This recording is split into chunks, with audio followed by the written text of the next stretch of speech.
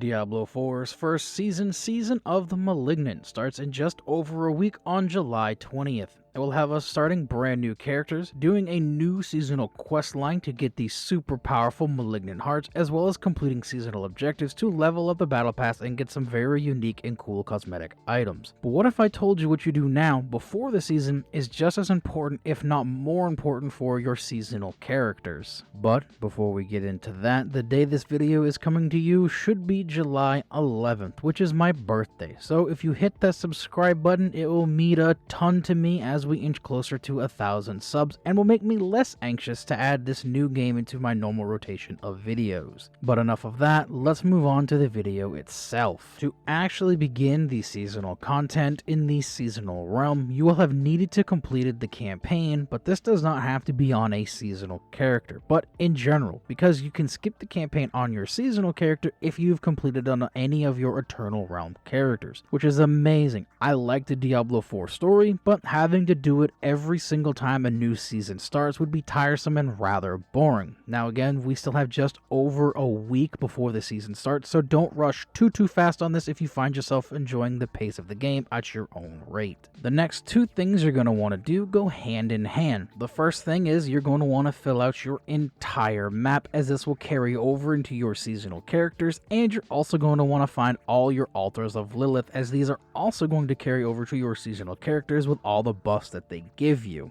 The renown for these two particular items are also going to carry over, giving you 5 skill points to spend at level 1 when you make your seasonal character, which is amazing. That'll get you down through and almost to your 3rd ability, which as a level 1 character is huge. Now this is a very daunting and time consuming task, as there is a lot of areas in the game with a bunch of sub areas, and there are 160 Altars of Lilith. However, there are plenty of resources you can use to help with this one. One that I used was D4 Planner. This is an interactive map that allows you to section off different parts of Sanctuary. It allows you to track things independently, like waypoints, your Altars of Lilith, and if you have already done all those things, they have timers for Hell Tides, World Bosses, and Legion events, which if you're trying to farm those for their specific things, like the horses and like the stuff that goes with your horses, this is a very good way to keep track of these, to farm them even if you are done collecting all of your altars and your areas on your map.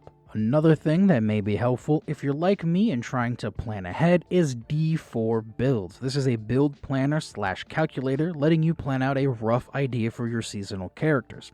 I say rough because this does not include the Malignant hearts or the new legendary and unique items coming into the game, but it can give you a great idea on where to start before you jump in on day 1. I will put a link to that down in the description, as well as I've been using it a ton to map out my rogue, which I was going to do a video on my rogue build, but I keep getting my ass kicked in World Tier 4 and I just didn't want to post a video about it. And finally, a little bit of a warning. So the patch for the new season comes out on the 18th of July. The new uniques and legendary aspects will be in the game on the Eternal Realm. But with this patch, what you're going to want to do before starting a seasonal character on the 20th is log into your main that has the most progress with your maps and your altars, as this is going to lock in your seasonal character's progression. Now this is a bit weird, but last week during the live stream, they said it's this way because they didn't plan on anything being carried over, so this is how they fixed this particular community complaint so fast and giving us access to some of the renown that we've all grinded for since the game has launched. So, a quick recap.